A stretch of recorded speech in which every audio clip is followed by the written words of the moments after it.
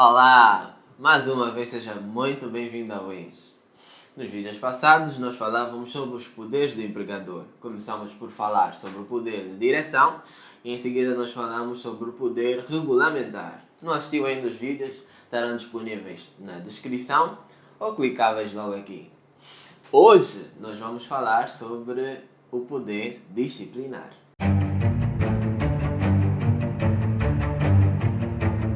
O poder disciplinar é a faculdade de que goza o empregador de punir os trabalhadores que culposamente adotem condutas que violem normas disciplinares da empresa.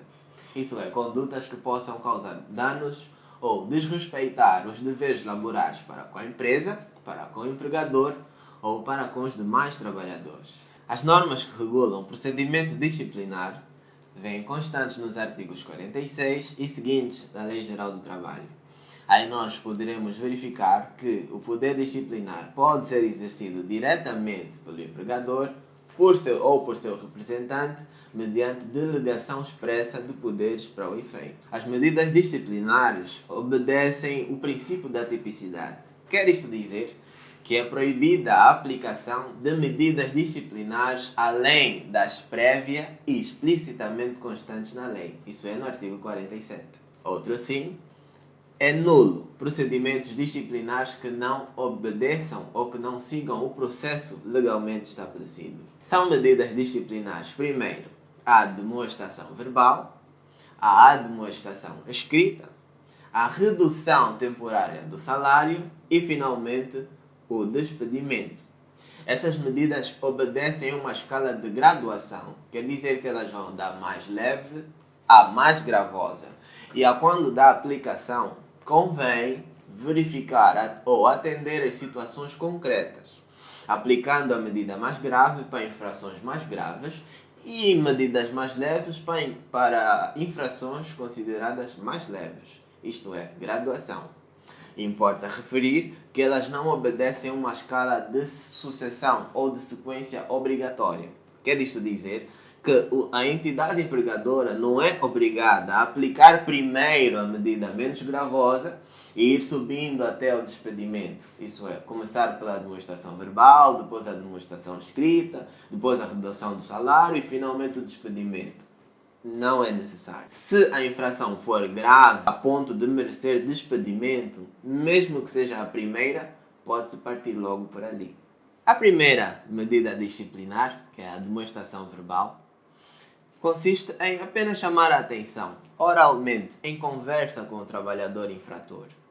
A segunda, a demonstração registada, isso é, escrever. Além da conversa, escrever. Fica registado que no dia tal o trabalhador foi repreendido por isto e por aquilo. Essas duas medidas disciplinares, por serem menos gravosas, têm um procedimento mais simples. Não carece de audiência nem de entrevista.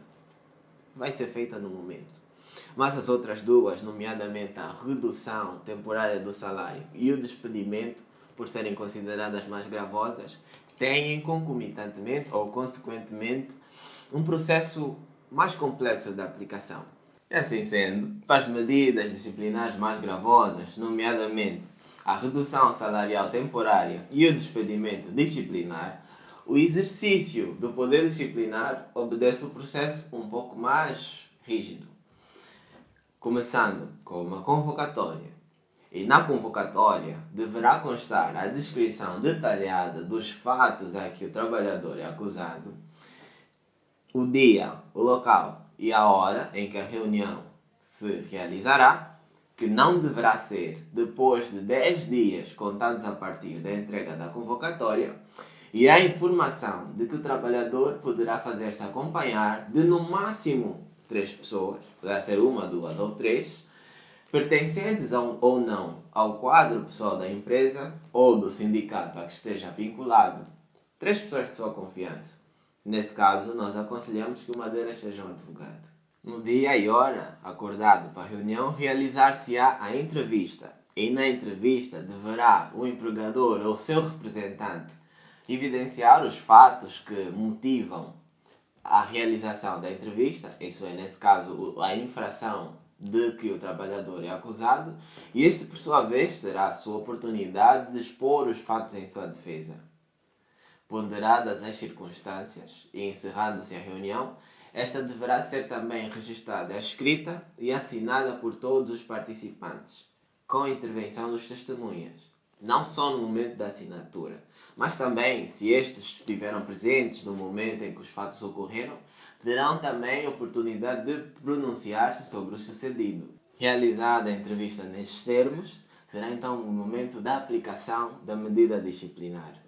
Para a escolha da medida aplicável, ou não aplicar medida nenhuma, a entidade empregadora deverá levar no mínimo 3 dias. Não pode decidir no prazo de 3 dias, é um prazo legal. E também não poderá levar mais de 30 dias. Isso é, se a entrevista realizar-se no dia 1, por exemplo, a decisão poderá ser tomada do dia 3 ao dia 30. Este período é concedido justamente para que o empregador pondere as situações e não se deixe levar pelo calor do momento. Deverá ser a decisão comunicada ao trabalhador por escrito, com cópia de recibo, e se o trabalhador fizer parte de alguma associação sindical, no mesmo prazo a entidade sindical também deverá ser comunicada da tomada da decisão. Caso o procedimento disciplinar que culmine com a redução salarial ou com o despedimento disciplinar não obedeça aos trâmites legais, terá como consequência a nulidade do procedimento. Essencialmente, é isso que se diga sobre os poderes do empregador.